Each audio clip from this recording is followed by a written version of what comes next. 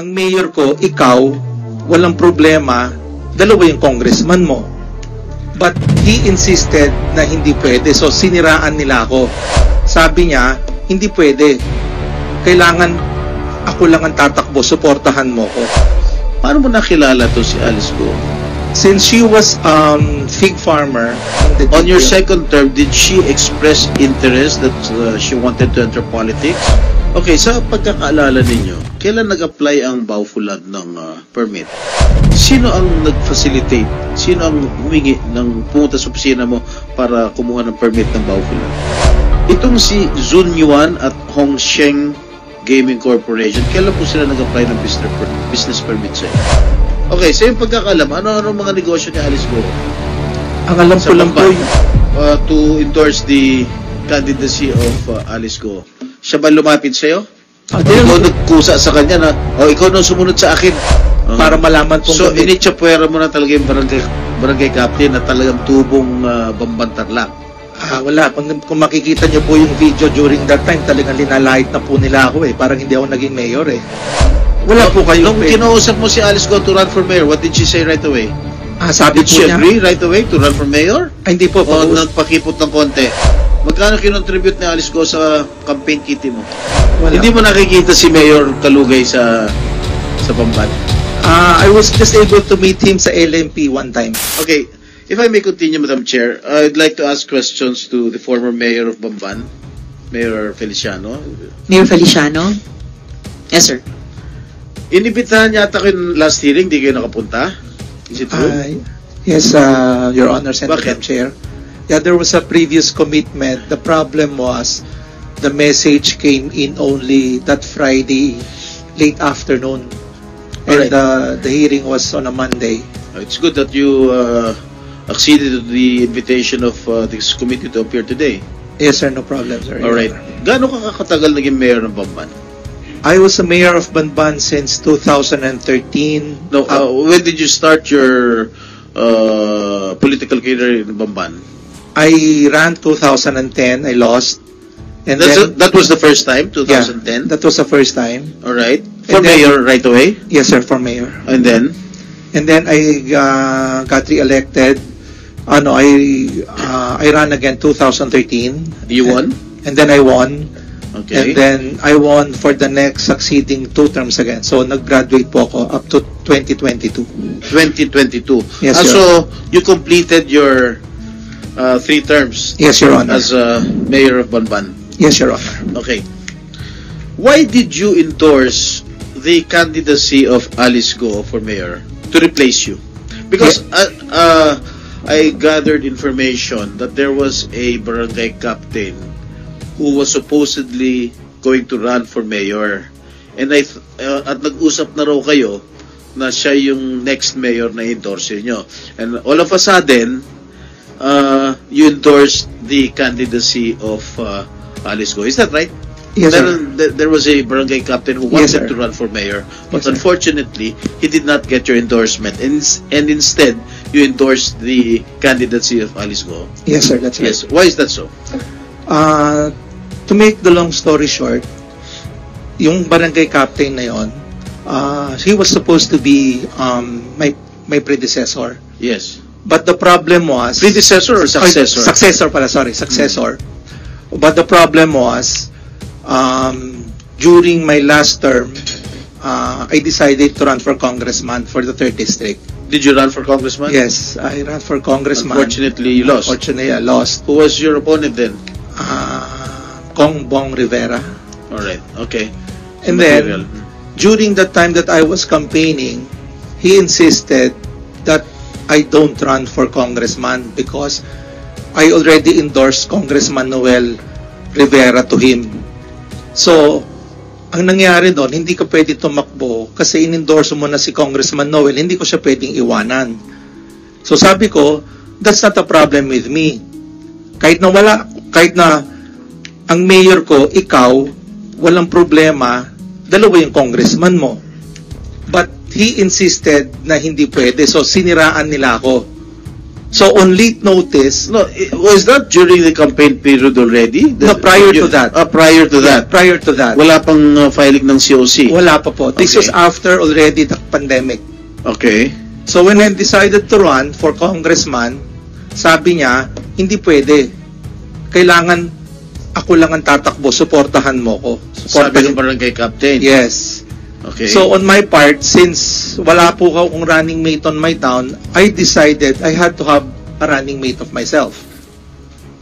And considering the fact that Banban is only small, What is your population in Bamban? our population is around 80,000 and voting is around 40,000. By rule of thumb, kalahati. Yeah. Okay. And so after that, I needed somebody on my side. So ang nangyari doon, me as a former local chief executive, we local chief executive should be economic managers. Small investment, small capital, big dividend. So in my town, when I took it over, Okay. Sige. Paano mo nakilala to si Alice Go? since she was fig farmer, Since she was a? pig farmer. Uh-huh. Meron sila pong pig farm sa Bamban. Okay. So on my second term, pumupunta na po siya sa opisina. Okay. So she was the one handling the On your detail. second term, did she express interest that she wanted to enter politics? No, nothing. Nothing at all. Nothing at all. Wala kang inkling na gusto niyang Wala. maging mayor. Wala po. So ano talaga siya noon? She was just an ordinary person that's coming into my office kana kumukuha ng mga permits. So when did you first meet her? Siguro 2016? When she went to your office or when you went to her farm? No, pumunta po sila sa office. Sino sila? Si Mayor Alice and the group of hog farmers po sa Bamban. Okay, and then what did you talk about? Yun nga, the problem with the business in the pig industry, since ang Bamban po is mostly an agricultural town, so there were certain things na kailangan i-address, yung foul smell. That's why Bamban is not progressing because of the foul smell in the area. And of course, since we need to increase the income of the town, I was lobbying for them to help us out. So that was the only time na nagkilala po kami, Your Honor. Okay, sa pagkakaalala ninyo, kailan nag-apply ang Baufulad ng permit sa Bamban? Baufulad started out for the reclassification of the land for lease rentals po. This was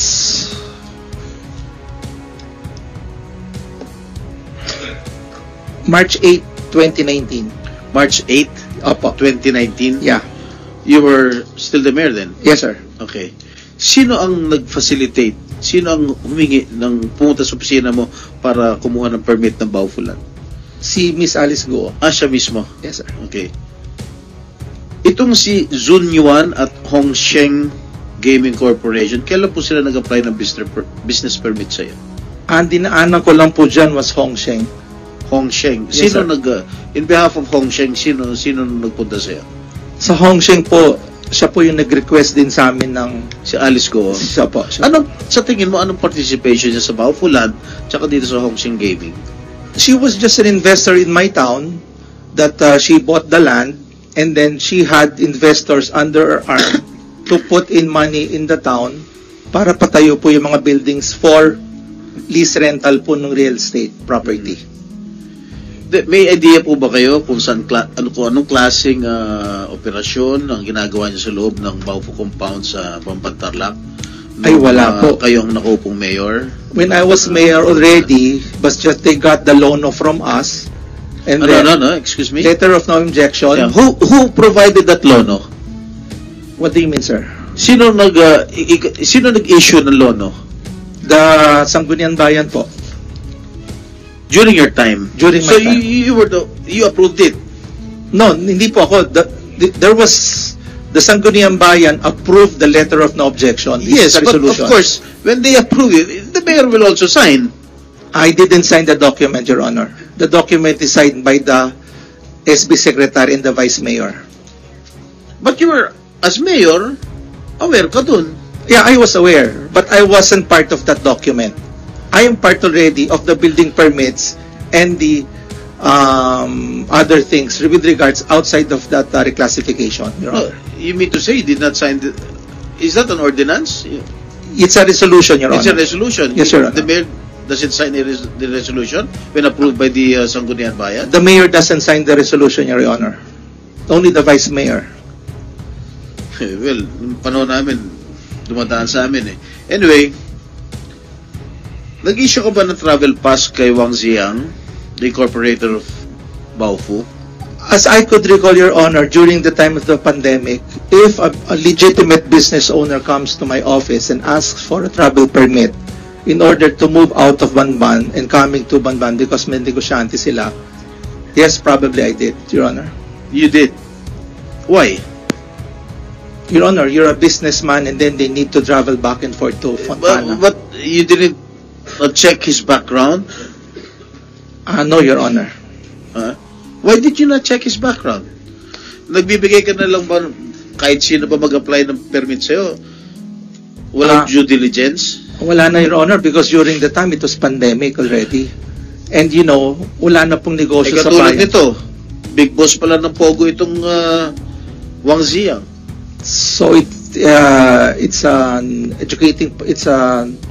pag-aaralan na po natin ngayon na dapat sa susunod, kailangan po, bago tayo gumawa ng mga dokumentong ganon, kailangan ma-check na po sila. Hindi, as mayor, command responsibility mo yan. Yes. Mayor din ako. Yes, That's sir. my command responsibility as mayor. Yes, sir. But the problem is, sa sobrang dami po nang kumukuha kung lahat po sila, checkan po natin. Totoo naman yung sinasabi mo. But in this case, kita mo, inissuehan mo ng permit. Wala, big boss pala ng Pogo ito. Siyempre, sa'yo babagsak ang problema. Diba? Sa mayor babagsak ang problema. Yes, sir. Okay, sa yung pagkakalam, ano mga negosyo ni Alice Go? Ang alam Sa ko lang po, Bamban. yun lang pong piggery. Hindi kayo naging business partner Ay, hindi po. kahit kailan. Hindi po. Civil lang po ang relationship Okay. namin. How did you approve to endorse the candidacy of Alice Go? Siya ba lumapit sa'yo? O ikaw nagkusa sa kanya na, ikaw nang sumunod sa akin? Ay, hindi. Tinanong ko po siya if she's interested to run. Mm-hmm. And then after a while, yun nga, because ang criteria ko po nga for choosing a mayor, dapat economic manager po. Para malaman pong So, initsapwera mo na talaga yung barangay captain na talagang tubong Bamban Tarlac. Wala. Kung makikita niyo po yung video during that time, talagang linalait na po nila ako eh. Parang hindi ako naging mayor eh. So, I had to do something para maproteksyonan naman yung interest ko when I ran for congressman. Kaya po, Maproteksyonan ang interest mo? no sir, I'm running for congressman. Pag wala ka pong kandidato sa town na sinasakupan mo, wala po kayo. Nung kinausap mo si Alice Go to run for mayor, what did she say right away? Sabi Did po she niya, agree right away to run for mayor? ay hindi po, O nagpakipot ng konti? pag-iisipan daw po niya. O gano'n kung tagal siya nag-isip bago siya pumayag na tumakbong mayor? 30 to 60 days. 1 month to 2 months? Opo. Okay. Nung pumayag siya na tumakbong mayor, under your ticket, I presume, ikaw Independent ang po. dala niyang congressman. Correct? Independent po. Okay. Magkano kinontribute ni Alice Go sa campaign kitty mo? Wala po. Kinuha mo, sabi mo, businesswoman siya. Opo. Posibleng hindi siya nag-donate sa campaign kitty mo. Ay, wala po. Sarili ko po. O ikaw nagbigay kay Alice. Ay, hindi naman po. Ha? Hindi po. Negosyante lang po. O ako sige, maliit. anong pagkakaalam mo rito? Kasi I only have 3 minutes to go. Yes, sir. Anong pagkakaalam mo rito sa Alicel Aqua Farm? Ay, wala po akong alam dyan. Wala kang alam? Wala po akong alam dyan. Hindi ka na mayor nun? Hindi na po. Ha? Nung in-incorporate ito? Hindi ka Wala na mayor po. nun? Ha? Wala na po. Wala ka na, hindi ka na mayor? Hindi na po yata. Hindi ko pa alam kailan po yung... Kailan ba itong yung document sa DTI, COMSEC? Kailan ba? Comsec, pakita natin ulit yung DTI. If I remember correctly, SP Pro Temp 2022, August. Pero i-check po natin. Yeah. Kung August 2022, hindi na nga siya Wala mayor. na, mayor na po. Sorry, SP Pro Temp, March 2022. Oh, mayor ka pa. Mayor ka pa noon kung March. Sa Suwal po yan eh. Oo nga pala, I'm sorry. I stand Your Honor, corrected. bambang po tayo.